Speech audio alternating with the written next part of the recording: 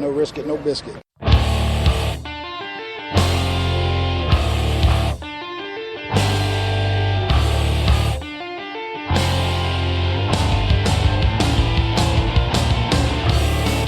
Arizona Cardinals fans, do you see red? Are you part of the Red Sea? Then you are listening to the show for you. A podcast for Cardinals fans, by Cardinals fans, with outsider and insider perspectives. It's time to rise up and see red.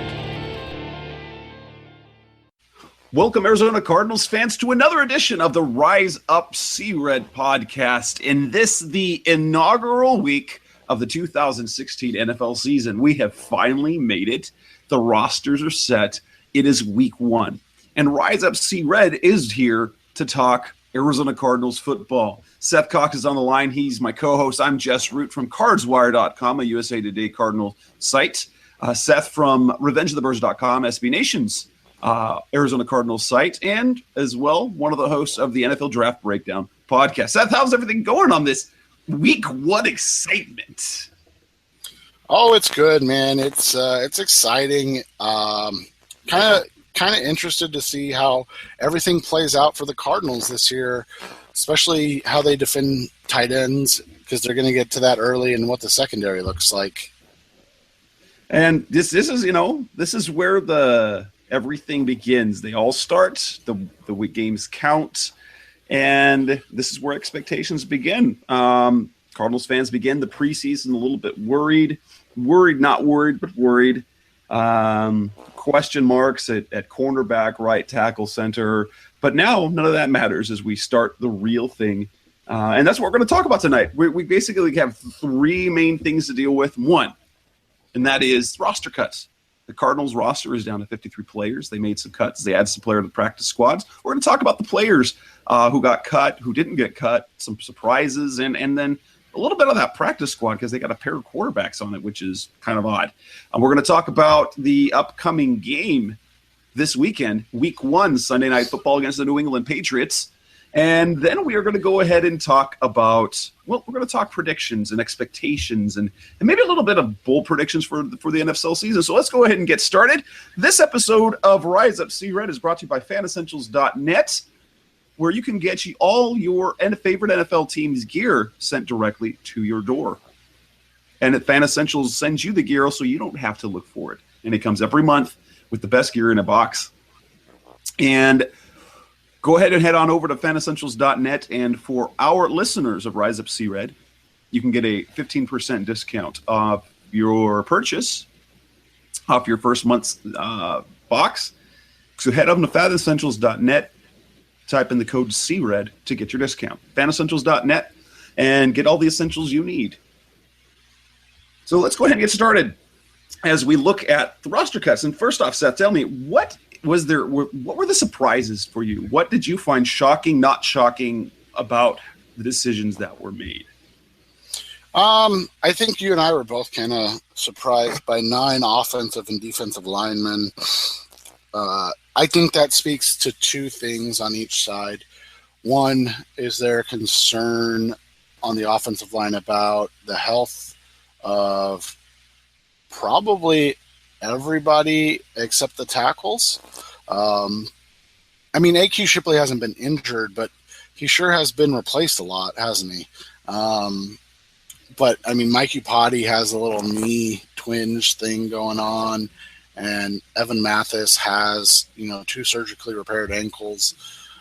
And then, like I said, Shipley's been replaced a lot. I don't know if they're unsure of DJ Humphries, and that's why they kept both Wetzel. They were going to keep Watford anyway, but, kept 2 backup tackles, so to speak. And then I think on the defensive line, I don't know. Honestly, I don't know. I think it came down to they liked the grouping of Pierre, Morrow, and Stinson more than they did Riddick, and then obviously Akpalagu got hurt, but more than they did Riddick on an active roster, which, with Kareem Martin hurting, with Alex Okafor hurting, they basically have two outside linebackers right now. I mean, I know Okafor's going to play, but I was kind of shocked that they didn't keep anybody else. I mean, is the plan to see if Alani Fua can play that? Like, I'm not sure. Well, in terms of that, Arians kind of addressed the question. The one is the position flexibility as it is. They really only were going to play on any given Sunday. They're only going to play 3 outside linebackers in terms of defensive rotation, and so you're going to get Golden, Jones, and then a few snaps for Okafor and maybe a couple for Kareem Martin. That they wasn't going to play much. Now, where they are saved is the fact it's not so much Fua, who can play the position, but they get a lot of outside linebacker looks from Josh Morrow. And so he already plays Morrow already plays sort of their big nickel. I'm not sure quite how to describe it. In their traditional nickel sets, when they take out the nose tackle and they bring in another defensive back, and so you end up with two true defense outside linebackers that go in with a 2-3 or 2-4 if you consider Dale Buchanan a linebacker. But in some sets, they use Josh Morrow as kind of their hybrid defensive end off an outside linebacker. So he's kind of playing the same position. It tends to be cases where they're trying to defend also a little bit more against the run and be a little more stout. So pretty much all the snaps were there already between Okafor and Morrow after Golden and Jones. The issue became special teams, and hopefully Kareem Martin's not out too long, because he's obviously had a good camp, and he's a key contributor. I was not as surprised at the 9 offensive linemen as I was about the 9 defensive linemen. And I think that has to do not so much about trusting DJ Humphries as it was the health of Earl Watford. Now, he's healthy, and he played a little bit of left tackle, but Watford has the knee issue. He's currently the backup at 3 positions. He's currently the number 1 backup at center, at left guard, and at left tackle, leaving Wetzel as the backup at right tackle. And I think it had to do more than anything had to do with that. Though I thought they would go with 8 linemen. Wetzel goes to the practice squad. And I thought they would keep another position player somewhere else, whether it would be a 6th receiver I thought they were going to keep, or a 4th tight end. I thought with Martin going down, I thought special teams, they might look to Ufani Moma to do the same type of special teams work because they've got the basic body style. So, but I mean, if I'm going down the roster, the only thing that really surprised me, well, actually, there were 2 surprises for me. One was 9 defensive linemen. That doesn't make sense on a 3-4 team. But I think when they say they want to go with their top 53 players, I guess that's what they're doing. They like their defensive depth there at defensive line, and they felt probably they would lose 1 or 2 if they went anything lower than that. Olsen Pierre was a shock to me. The other one that surprised me, it was an understatement, was among the first guys. That was Chris Clemens. I thought the entire time one of the reasons why they moved him to linebacker was because they wanted the same type of player backing up Dale Buchanan, and they really don't have that. I mean, Alani Fu is kind of that. I mean, he's a different kind of inside linebacker, but when they use a guy in coverage like Buchanan, that flexibility, I thought that was a perfect position for Clemens to kind of stick, and he did it. And he was the number 2 guy behind Dale Buchanan the entire offseason and all of training camp and all through the preseason as well. So those were for me were the 2 biggest surprises. I wasn't overly surprised about the offensive line. I wasn't overly surprised about Britton Golden getting cut. But since he was a wide receiver 6, I could see it. I thought they would keep him, though. But again, it goes back to the reality that nobody wanted any of these players other than Matthias Farley, so it didn't even matter in the end. They were able to kind of pick and choose who went to their practice squad, and I think that was the more interesting revelation of what they thought of these guys that they cut. And that's actually true. And a simple side, Matthias Farley, the guys that got picked up, that's an interesting one. especially if you look back to a season ago, a guy the Cardinals wanted to keep on the practice squad. He was a tryout guy, so he wasn't even one of their priority free agents. He comes on Harold George Quarte. He comes in as a rookie tryout, makes the offseason roster, plays really well in camp, plays really well in the preseason. He gets his own final cuts. The Cardinals want to bring back the practice squad, and the Bears claimed him. Guess what he's doing now? He's starting for the Bears. Now, I don't know how much that says about the Bears secondary. Oh, it says so much about as Jones Quarte as it does about the Bears. But, that's interesting to see, and to see another safety, unheralded at that, unheralded safety coming out of college to, practice squad, to make the team as an undrafted free agent, to be among final cuts, and then to get the only guy that's claimed off waivers. There's something there to that. I'm kind of interested to see a year or two from now what Farley does for Indy. Yeah, and you wonder how long he sticks with them because, like you said, it's not as though he had a bunch of suitors. I mean, he went, I think they had the 18th or 19th position overall, too, in the waiver wire. So it's not even like, he was super valued there either. So it's always interesting. Everybody always thinks, oh, you can't cut this guy, can't cut this guy, and then ends up that nothing happens and all these guys are available, and then the Cardinals make maybe a head-scratching decision bringing back some to the practice squad. Their practice squad is very oddly constructed.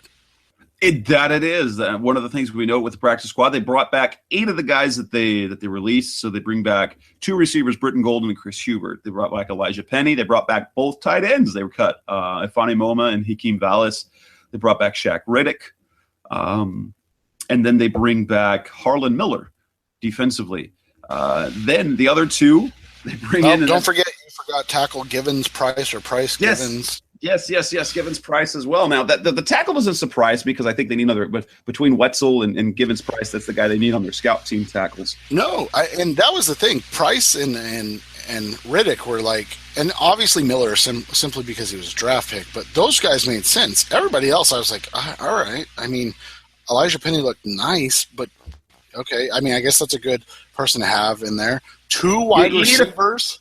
Yeah, and 2 tight ends. And 2 tight ends. And I noticed that they went heavy on offense in the practice squad because their 53-man roster is off balance. They have 27 defensive players to 23 offensive players. When you're building that scout team, I guess I've never done that myself, so I've never tried to manage the whole practice scenario. I guess they needed many more offensive defensive player, but that's not even the biggest head scratcher of all, and that's the whole thing. Instead of bringing back Matt Barkley, patience is a virtue or something for the Cardinals, that they don't have a lot of patience for their last quarterback.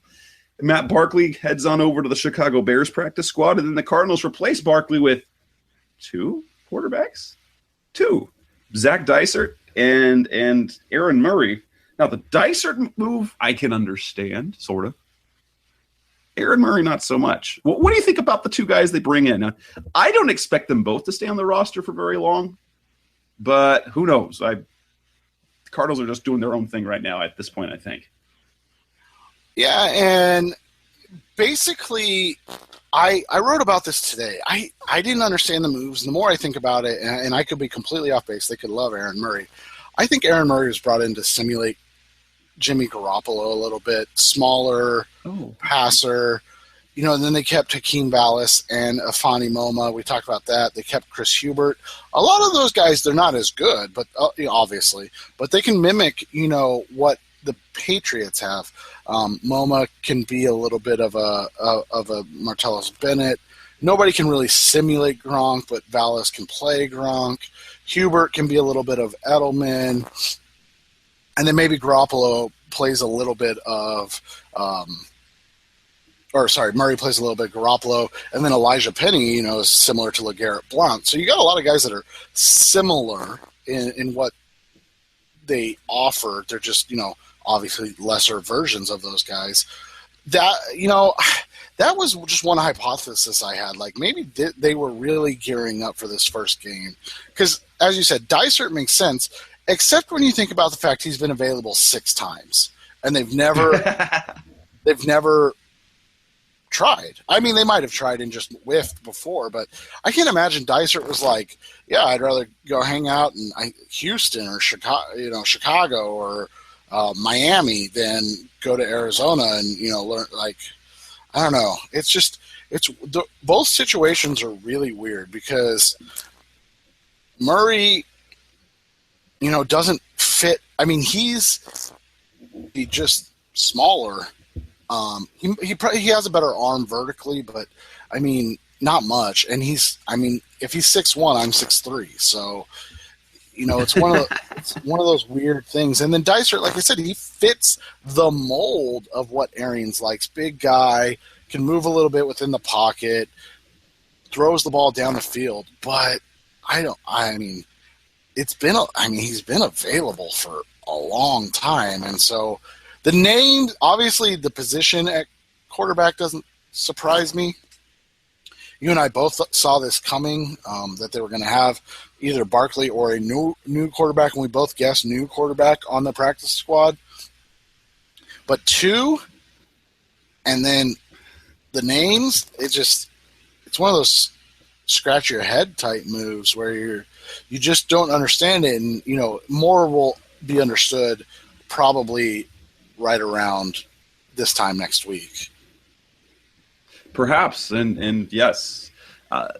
Especially, three quarterbacks. Bruce Arians doesn't really like having three quarterbacks on the roster because there's barely snaps. Three quarterbacks, I think, was a must somewhere because they've got Palmer on a pitch count this season, so Stanton will take some of those snaps, which means they need someone behind him. And so you bring it on a practice squad. I thought after preseason game 4, I thought that maybe Barkley had shown enough. But I guess, he didn't show enough. I mean, I'll say this. Barkley looked good. Barkley looked good in that last preseason game. And I was very impressed with the way he played. Now, granted, he was playing against backups. So I thought that he had done enough to be brought back. I guess not. By the way, what is it about Matt Barkley that people are so fired up about him? I think when you're talking internet traffic, I think the topic of Matt Barkley has been responsible for, I think, half my traffic over the last week, and it doesn't make any sense at all because he's done absolutely nothing in his career to warrant that. I think a lot of it is people have unfairly expected him to be good, and like I say this all the time. Future. Right, and I just say this all the time. If a guy goes in the 4th round, gets traded for nothing, and then gets released, you can point to the Kurt Warners, you can point to the Doug Flutys and the Warren Moons all you want, but those guys are anomalies. Those guys aren't, the regular type players. Most players get cut. Go to another practice squad, get cut, go to another practice squad, and then they're done. And then they're done. Matt Barkley is Logan Thomas. I mean, that's just the reality of it at this point. Why people would like Barkley and not like Logan Thomas is just based upon your expectations of a guy. People immediately thought, well, Logan Thomas is going to suck. Whereas everybody was like, oh, Barkley, like, he was great at USC. Not really. He was good at USC, and then not so good. I mean, he was okay his last year. Exactly, and so it's just one of those things where, you just kind of raise your eyebrows at, like, why do people defend this guy? Why do people stand up for this guy? It's not that he's a bad guy at all. He's probably a great guy. He's just a bad football player. So let's kind of move on for that. So let's give it a wrap for we're talking the roster moves. We've got it all set. So after the break, after next up on Rise Up See Red, we're going to talk about the Patriots. We're going to talk about the Patriots and the upcoming game. Hey, sports fans, football season's here, and it's time to get in on the action with MyBookie. MyBookie is the industry-leading sports betting website that offers real Vegas odds on football, baseball, and all your favorite sporting events. You can take a side, the total, or even fantasy points props. MyBookie lets you bet online and win big. Did the game already kick off? Don't sweat it. MyBookie has in-game live betting on every major league and event, even esports. There's no better time to join MyBookie than today. Go to MyBookie to open an account and start winning. Use promo code CHAMPION when you register for your account and get a 100% sign-up bonus up to $1,000 on your first deposit. Bet today. Visit MyBookie's website or call 844-866-2387. That's 844-866-2387. Check them out today and use promo code CHAMPION for a 100% bonus. Terms and conditions apply for entertainment purposes only. Void where prohibited. And we're back on Rise Up See Red. And now we're going to talk about the Patriots game coming up. We're now in week 1. We're going to talk about Jimmy Garoppolo and Rob Gronkowski and all of that fun stuff. So what are you expecting? What are you expecting for the Patriots this week? What should we expect?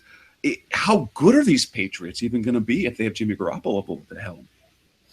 I have no idea, and that's the hard part. Is this isn't? I tweeted this earlier today. This isn't the Patriots squad that the Cardinals could potentially face in a Super Bowl rematch. From week 1.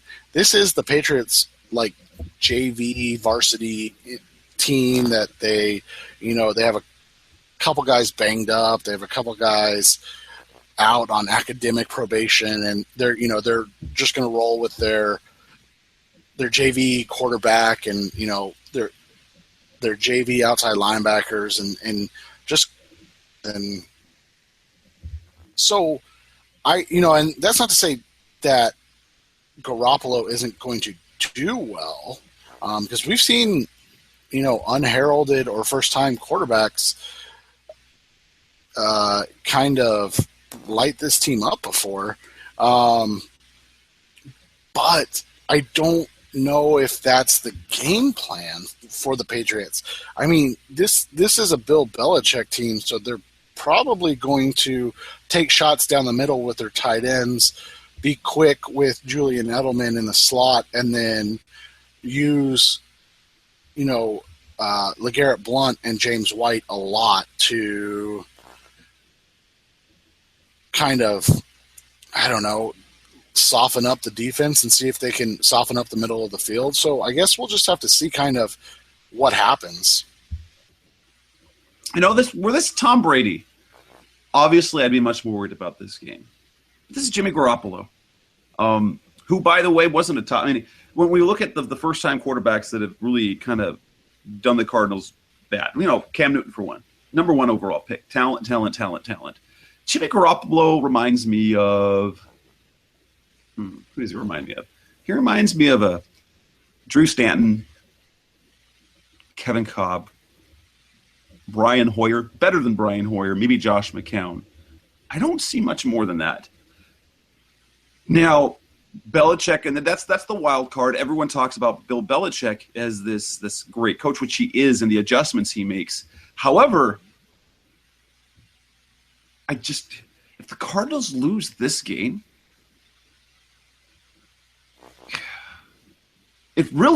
I think we have to reevaluate what we're expecting from the Cardinals then, or what type of season they're going to have. In the offseason, the narrative was, exactly, this is the very first game I want to see. This is a marquee game. It's a perfect game. Tom Brady getting suspended kind of ruined things for me. Because in terms of a narrative, the writers in us want a narrative. Well, obviously, you want the Cardinals to win. But beating Tom Brady is a statement game. Losing to Tom Brady in a close game, still sort of a statement game. It doesn't say anything negative about your team. Beat Jimmy Garoppolo, you've said nothing. And 2, lose to Jimmy Garoppolo, that says a lot. Right. And the other thing is, it doesn't allow you to see what you're going to see later in the hope of, obviously, a Super Bowl rematch. The Cardinals have to take care of their side of things, but this Patriots team, like I said, it's going to be a lot different come January when they're rolling into the playoffs than, the team they're going to put out on Sunday. And that's unfortunate for Cardinals fans because, I mean, outside of Matthew's health and how far along or how far back he is, I don't feel like there's a bunch of missing pieces or question marks for the Cardinals going into this game. Do you? I don't know. I don't. Yeah, I don't see. I mean, I guess like the Upati and Fitzgerald knee, you can kind of, wonder about. Obviously, we want to see what Palmer has still. But I just, like you said, it's a no-win situation for the Cardinals, one, but it also doesn't give you an evaluation of where they are talent-wise. Because, and it's not just Tom Brady. They're missing a lot of key pieces. They're moving parts in. Barkevius Mingo's been there a week. Eric Rowe just got traded for today, and he's not going to be playing yet, and he's a talented secondary player. Rob Ninkovich is out. Obviously, Brady's out. I mean, they're missing or just getting in guys that are going to make a difference. Dion Lewis is their Andre Ellington, and he's injured just like Andre Ellington will be some point this year. So it's just one of those things that it's unfortunate that the Cardinals won't be able to gauge themselves against the best in their first game when that was kind of the hope and idea of kicking off the season. Obviously, you play who's on your schedule when they're on your schedule, but that was kind of the hope that, wow, we're going to see if this Cardinals team, where they measure up to. And like you said, a win is a win over a Brady-less Patriots, and he's a, 2-touchdown difference in any game, at least? Well, and in terms of odds, he was a touchdown difference. So basically, for me, this game went from one of those marquee toss-ups to it's a must-win. They got to win it, and I think they will win it, and I don't think it will be – maybe it'll be close early, and maybe there will be some plays made later in the game, obviously, with those two tight ends and the way the Cardinals guard tight ends and with, Brandon Williams playing inconsistently. I think there might be some interesting moments, but ultimately I think this is going to be a 10 to 14 point win for the Cardinals, which it should be. Their offense is what it is, or even better than it was last year. They should have no problems putting up points. Their defense is supposedly better with a better pass rush, which means Jimmy Garoppolo shouldn't play well. Maybe I'm being naive. Maybe I'm a little. This is a game I shouldn't be. I'm not stressed about. And other than the unknown, this is the game they should win. Right, and that's the scary part. I mean, even Vegas is like, this is a game that the Cardinals should just kind of roll out, right? And when Vegas thinks that, then you're always like, wait a second. I mean, it's Bill Belichick. He's had, 5 months plus to scheme for this. Is there a better coach in the NFL than Belichick? I mean, we love Bruce Arians, but I mean, do it for 16 years, But do they have the talent? Do they have the talent to be able to match up? But that's the thing. There's times when they don't have the talent, and you're still like, how are they winning? How are they 11-5 or 12-4? And see, I think that's where the key is. Like, they're missing a lot of talent that is key, as opposed to just missing talent that they normally are. So that's why I'm with you. But then, you go back to it and you say, oh, crap. Like, it's still Bill Belichick, and he's had 5 months to figure this out. Like, yeah, so that's the one thing. Are you really comfortable? Like if I had to bet on this game, I wouldn't. And that's the reality of it. Like, the Cardinals, if they were taking on the Bucs right now, and it was a 7-point swing, I'd hit the Cardinals all day at home. Like, I don't care how good Jameis Winston is. This team, Sunday Night Football, home opener, there's no way that they're not winning by more than a touchdown. But, Dirk Cutter versus Bill Belichick. Like that's where the difference is. And so, as much as you look at it just on paper and you go, Cardinals, like this is an easy call. Like it wouldn't shock me if they were up only 3 or even down, 4 with about 8 minutes to go in the game, and then scored a touchdown and then held off a Jimmy Garoppolo, game-tying type drive or game-winning type drive, because he's never done that, and that's how it ends. That's why I wouldn't bet on this game, because I just, the Belichick factor is just one that you have to take into consideration. Right. Yes, I see that. But I'm going to see. One of the things I've done for the last 3 seasons is my own against the spread picks. I'm picking the Cardinals to cover, and this is why I'm doing it. No, Tom Brady is big. Bill Belichick is great, but when you don't have your Hall of Fame starting quarterback and you're replacing him with Jimmy Garoppolo, no matter how much time you have to prep for it, when you're going against a superiorly talented team, especially one that is also well coached, I'm going with the Cardinals, and I'm picking the Cardinals to cover. And I'm going to feel rather, now, would I lay my money on if I were a betting man, I would avoid betting on the Cardinals because, don't bet with your heart, bet with your mind, and it's hard to bet. It's hard to keep the heart out when you're dealing with the Cardinals. But taking emotion out of the question, I'm picking the Cardinals to cover this one, and I think Belichick's scheming and his genius will be more reflected early than late, and that's where I think the talent will come in. Second half, we might see a tough first half. I think the second half is when the Cardinals' colors, that red shows through, that talent shows through, and they're going to pull away. Yeah, and I'm kind of with you there. I expect them to win. I expect them to win, probably, like I said, I can see anywhere from like a 3 to 10 point victory. Like it could be a close game where they hold off, or, it could be a game where they, kind of hold on towards the end, like you said. But yeah, I just don't, like I said, I wouldn't bet on it. I expect them to win and all of that. I wouldn't touch a 7 point line against Bill Belichick.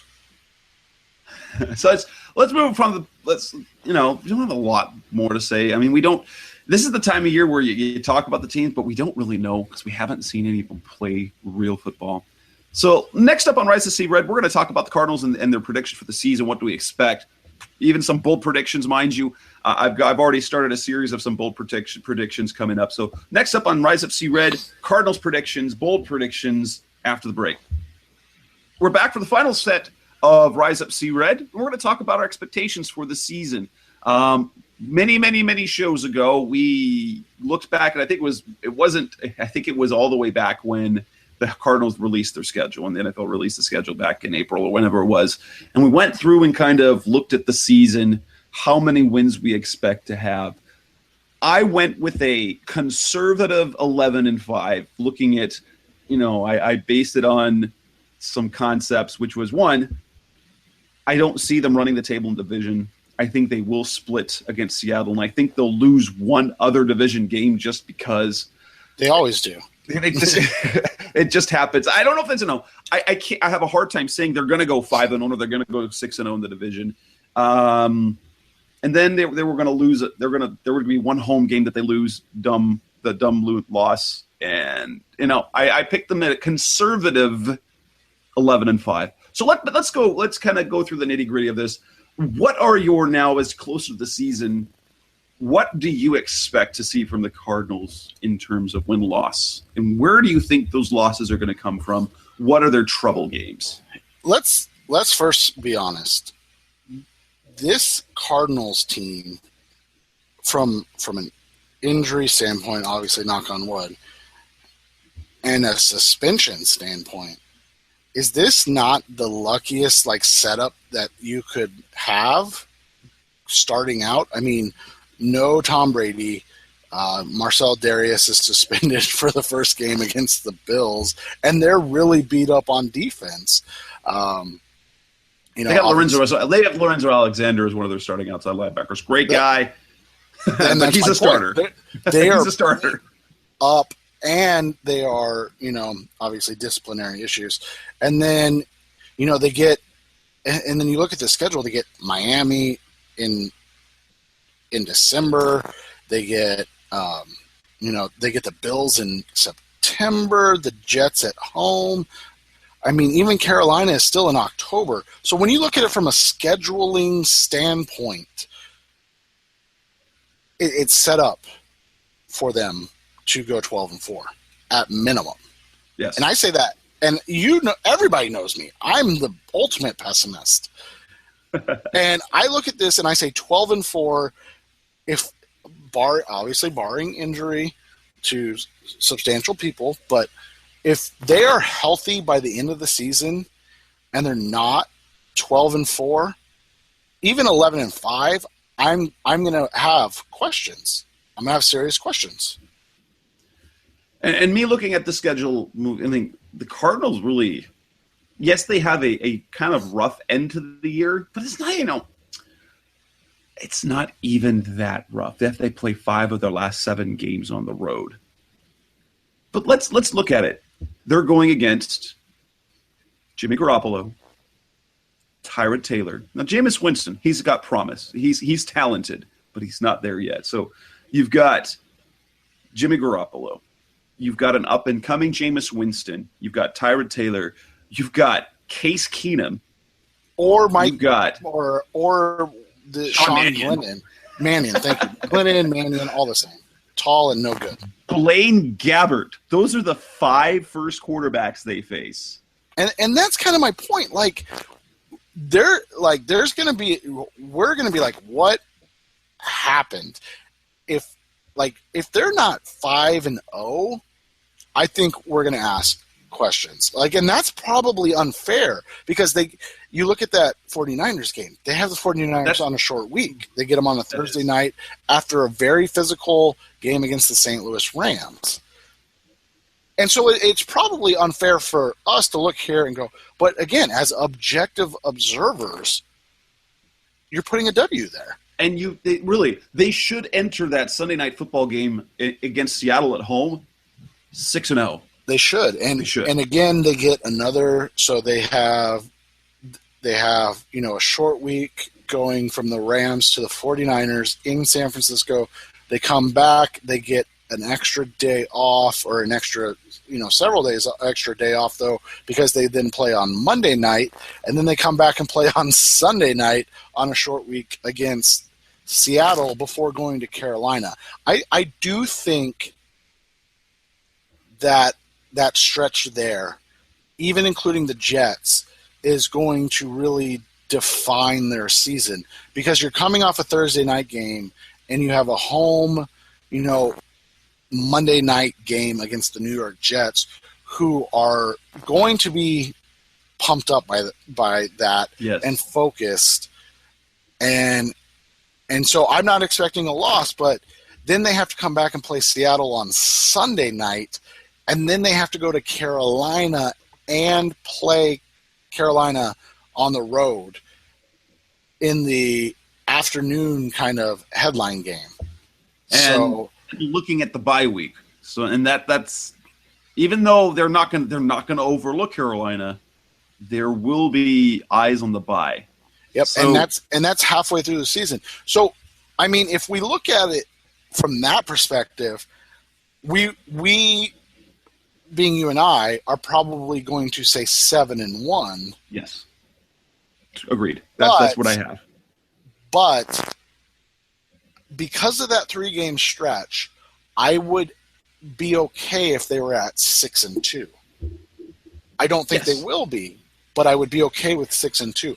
But anything less than 6-2, like you said, the back half of their schedule is tough because it's,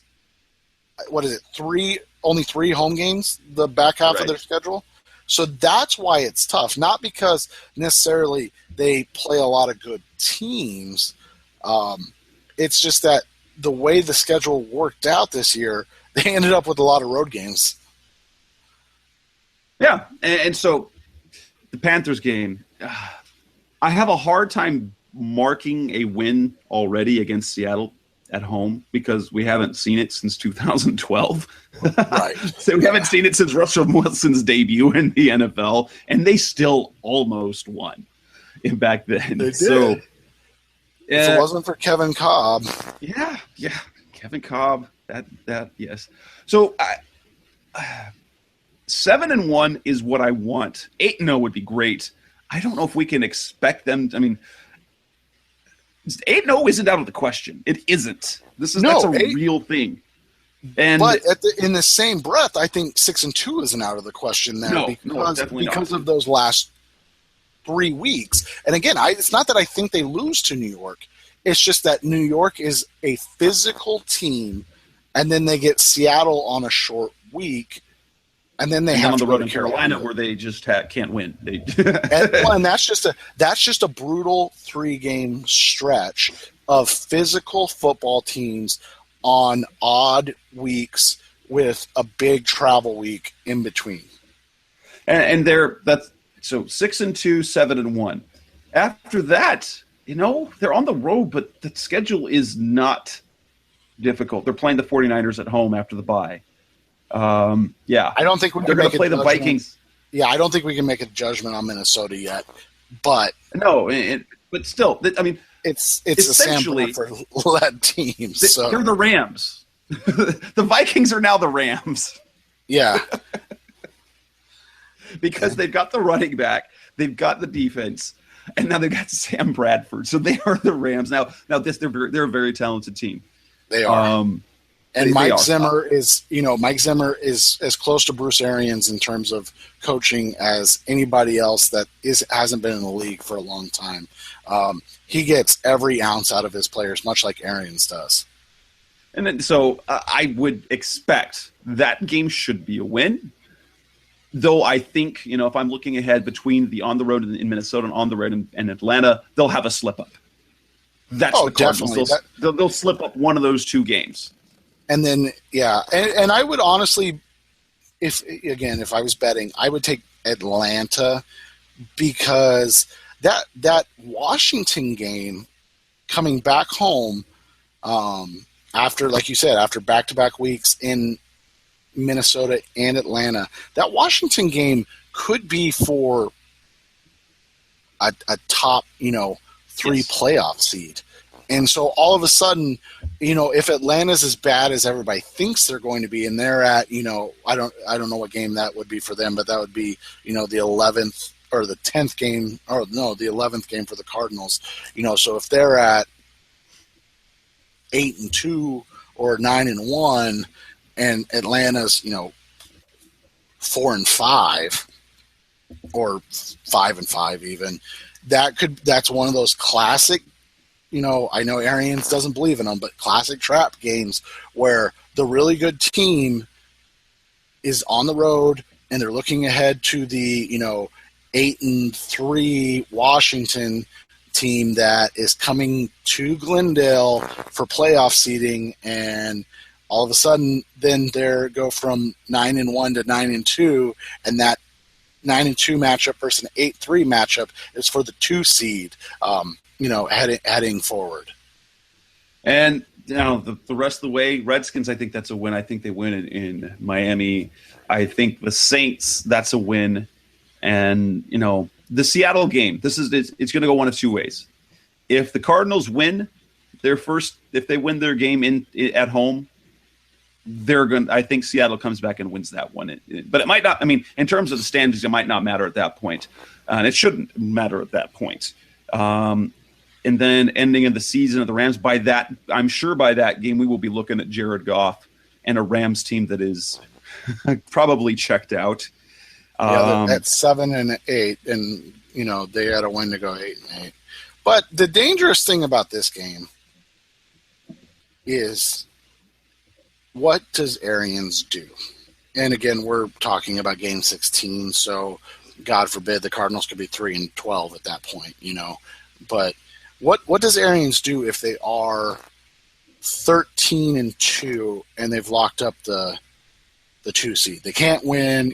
Carolina is 15-1 or 14-2, and they have the game in hand over the Cardinals, and so a win doesn't do anything, and a loss doesn't do anything. Like, what does Arians do against a Rams team that, let's just be honest, that's not a team you want to gamble against with health? And that in that case, you rest your starters. I don't think if they don't have anything to play for, we saw what an unmotivated squad did against Seattle. And last year, we saw what an unmotivated squad against Seattle did, and it really unraveled everything after that because they never played well again. No, and I'll say this too: that Seattle game, we glanced over this, and probably not even on purpose, but that Seattle game's also on a short week because it's on Christmas Eve. So so it's on a Saturday. So they get the Saints at home, and then they travel to Seattle on a short week on a Saturday. That has loss written all over it for me, just because that is one of those games where everything is just so off. Because, Thursday night games, we've seen the Cardinals lay eggs there. They did against Minnesota last year. They won, but they laid an egg. If Minnesota was Seattle or Carolina, it's probably a blowout in the other team's favor. We've seen what throwing off the schedule does to professional athletes, and it's weird that it does it, but it's just one of those things that it just is a recipe for a loss there in Seattle. It's in Seattle on a short week. Seattle's coming off a game where they play. I'm looking right now. They have 9 days rest before the Cardinals come up on Christmas Eve. So because Seattle gets the Rams in Seattle on a short week that week on a Thursday, and then they come back on a Saturday. So the Rams or the Seahawks are rested. It's just one of those, like you said earlier. That's a tough game to pencil in as a win for the Cardinals. Seattle game, which means that Week 7 game is super, super important. They have to win that game so that they don't have to win the game in Seattle. Exactly. You cannot afford to get swept by Seattle and expect to win the division. Yeah, exactly. Especially when we talked about it earlier, there's probably going to be a random loss to San Francisco. That fourth game is a prime spot to lose a game because you're coming off a big game in Buffalo, and then you're coming off a big game against a physical Rams team, so it's the fifth game, and then you have to go to San Francisco, and we kind of saw that last year when they went to San Francisco, and they just that was an ugly game. They didn't look right. We saw them on Thursday night against Minnesota. Just didn't look right. It's just like you said. It has the recipe to be just a negative outcome of a game. And so ultimately, I instead of my very conservative 11-5, this is a 13-3 team in my book. I think that's how it'll end up happening. 13-3, repeating what they did last year. Whether that's enough for the number 1 seed, that would be ideal. Knowing the Cardinals, it probably won't work out that way, so they will have to play on the road somewhere. But 13-3 for most years is going to be the number 1 seed. So that's why 13-3. I feel weird saying that because it's weird to say to predict a 13-3 season. So yeah, and then let's talk some of the bold predictions. What are some bold predictions you have? I've already written a couple. I wrote one earlier, and I think I mentioned it on one of our earlier shows, and it's defensively. That the effect of Chandler Jones will have this. I believe the Cardinals will have this year 3 different players that will be Chandler Jones, Marcus Golden, and Calais Campbell, all who will crack 10 sacks. how possible? Do you have anything on your end? And comments on that? Is you think that's a possible thing? I think that's a real possibility this year. Yeah, I think Marcus Golden ends up with 6 sacks and 5 almost sacks, so that's 11. That's good. I think you know what? I think what ends up happening is I wrote about this for tomorrow, so for Wednesday, in the odds type thing. Chandler Jones over/under set at 10 sacks. I would go over. I think his floor is 9, and so 1.5 more sacks than that's a win. I would go over because I think he's in the 9 to 12 sack range. But I think Kim Diche is really going to surprise in his short stint, and you're going to see like 8 sacks from him, and then I think you're going to get 7 to 8 from Golden, and then 8 to 9 from Calais. So not 3 guys accounting for around 30, but I think 4 guys accounting for around 40 would be, between 35 and 40, which is going to be, a nice change of pace. Another one I actually published just Tuesday night, not long before we recorded the show, and that has to do with the running game. And it's not about David Johnson, but it's about the guys behind him. I expect David Johnson to have a solid year, but what I actually believe will happen is that not only will David Johnson get himself 1,000+ yards rushing on the ground, I think that the combination of Chris Johnson and Andre Ellington, the two of them alone will be worth 1,000 yards. Now, they got that last year, but in different roles, because Chris Johnson was a starter for most of the year, most of the season, and Andre Ellington. But I think the Cardinals can get 1,000 yards combined out of both Johnson and Ellington, leading the Cardinals to rush for probably 2,200 to 2,300 yards on the season. They were almost 2,000. The numbers works out. If Chris Johnson averages 10 carries a game for 4 yards a carry, so it's a conservative, he'll get the 640 yards. Andre Ellington with 5 carries a game and 5 yards a carry, which in his limited carry use, 5 yards a carry is low. For him. Yeah. Yeah. We've seen him do 5.5 and 6.4 or 6.7 in the 2 years we had a limited role. So 5 carries a game for 5 yards a carry. He busts in, for 400 yards. That gives him over 1,000. I think that can happen, plus the fact that you might see, running backs get hurt, so you might see Johnson or Ellington getting a bigger role one game, if David Johnson's hurt one game or sitting out because of a sprained ankle or something like that. I think 1,000 yards for the two of them, even though they did it last year, I think this year is a much bolder, maybe it's not a bold prediction, but I think they can get 1,000 yards out of those two behind David Johnson. Yeah, and I can see that happening. When talking about it again in the odds predictions type thing, the over-under for David Johnson was 1,000 yards, and I took the over because I think his floor is around 900, and that's if he is injured or they lean so much on Chris Johnson and Andre Ellington in the running game that he only ends up with like 200 carries. So, he's going 4.5 yards per carry, and he only gets 200. So that's 900 yards. That's unfortunate, but that's a great year for the workload. Plus, he'll probably end up with another 500 to 600 yards receiving.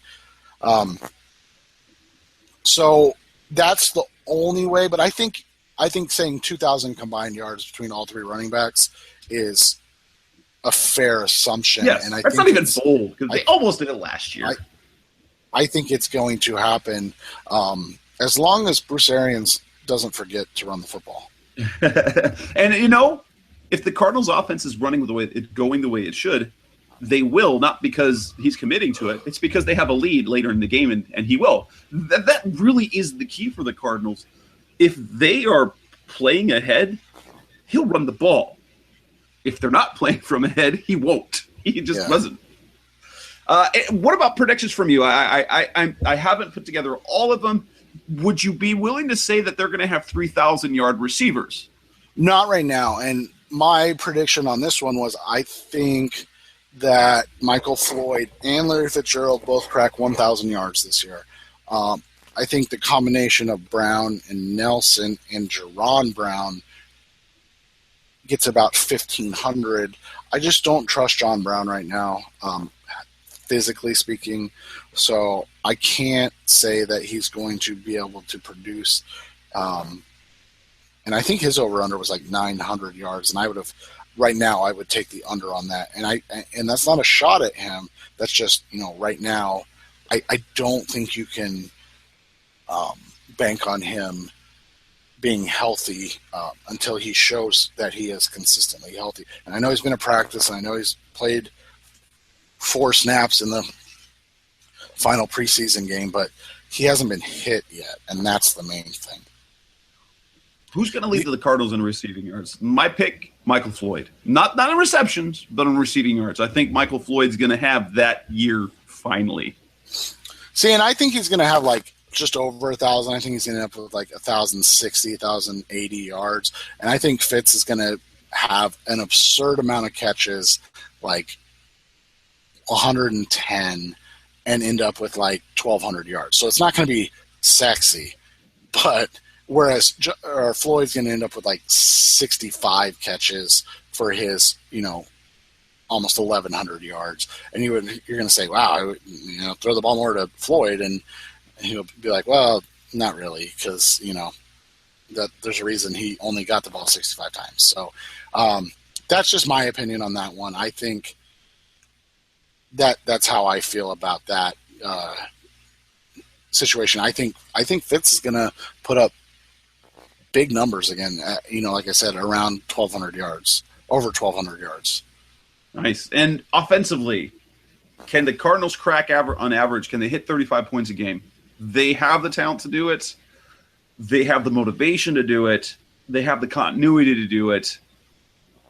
Can they do it? I'm not quite ready to say that they're gonna be a 35 points a game team. I think they will surpass their offensive numbers from a season ago, though. Yeah, and I looked at it this way. I think that Carson Palmer's numbers are going to be slightly reduced. I think he's going to go for about 4,500 yards, but I think his touchdowns are going to come down. And I say that because I think they're going to run the ball a lot in the red zone. I know Bruce Arians loves to throw the ball, so this is probably going to be completely wrong, and I'm okay with that. But I think that they're going to end up running the ball quite frequently and efficiently in the red zone with a combination of Johnson, and Ellington. And so you could see, 27, 28 touchdowns this year from Palmer, but you'll see, 12 rushing touchdowns for David Johnson, 5 or 6 for both Johnson and Ellington, and and then so that's going to just slightly take away from Palmer's numbers, and I think that also will hurt them statistically in terms of points per game, because I think that they're going to be more efficient with their red zone opportunities this year than they were last year, where I believe they finished 12th, and a lot of those were Catanzaro kicks as opposed to touchdowns. And me, I was talking to someone who was looking for my projections from Palmer. I expect a solid year for him. Instead of the 35 and 11 that he had, touchdown interception ratios, 4,600 yards, I'm thinking probably closer to 42, 4,300 yards, 30 touchdowns. And, history tells us he's not going to be that prolifically accurate avoiding interception. So, 30 touchdowns and 15 interceptions with 4,200 yards, I think is a very reasonable, not bold expectation of Palmer for this year. I can't see him improving on last year's numbers, except when it counts. So hopefully his overall numbers dip a tad, but the numbers when it counts do go up. Yeah, and I can see that, and that's, I think a lot of it is going to be this year. They're going to see how much they can lean off Palmer, because they've already seen what they can do if they lean on him, so to speak. So maybe this year we see, what happens if they really heavily invest in the running game and running the ball and letting Palmer make plays later. as opposed to kind of what they did last year. Final prediction. What is the end result of the season? I'm only as confident as willing to say this is a Super Bowl team. They will get there this year. I'm not willing to say they'll win it. I do think it's a Super Bowl quality team. I just think it depends on what ends up happening throughout the year. I think that stretch, like I said, between New York to Carolina will really define who they are as a team and what type of talent they have and kind of intestinal fortitude, so to speak, more so than anywhere else during the season. Obviously, if they end up being bad, that doesn't count. But I don't see this team being bad, and so I think they're going to end up. If they're not playing for the Super Bowl and there was no serious injuries, I think you have to say that this was a bad year. And that'll do it. I'm willing to say that they're going to make it. That's what I expect. I expect that from them. Well, obviously it has to play out. That's why you play the games, But, my talking head, my internet blogger self, am saying this is the year they do it. They go over the mountain. They've improved each year. They went 10 games, just missed the playoffs. They made the playoffs. They fell. They made the playoffs again. Championship game. This year they get to the Super Bowl. Whether they win it, I'm not willing to say yet. I'll probably make some season predictions coming up soon, but that'll wrap it up for Rise Up See Red, our basically our season preview for the Arizona Cardinals. Thanks for listening. That's Seth Cox. I'm Jess Root. You can listen to us each week. We'll be back another week from now talking about reviewing the Patriots game, looking ahead to week 2. You can listen to us pretty much everywhere you can find us here. We're on RevengeOfTheBirds.com, Seth's site. We're on CardsWire.com. That's my site. You can also find us on Blog Talk Radio, which hosts the show. Sports360az.com features our podcasts. You can find us online as well. All your wonderful podcasts, catchers, and everything like that. Google Play, iTunes, Rise Up See Red, Facebook, and Twitter, Rise Up See Red. Again, that's Seth Cox. I'm Jess Root. This has been another show of Rise Up See Red. We'll talk to you after the Cardinals, hopefully, win.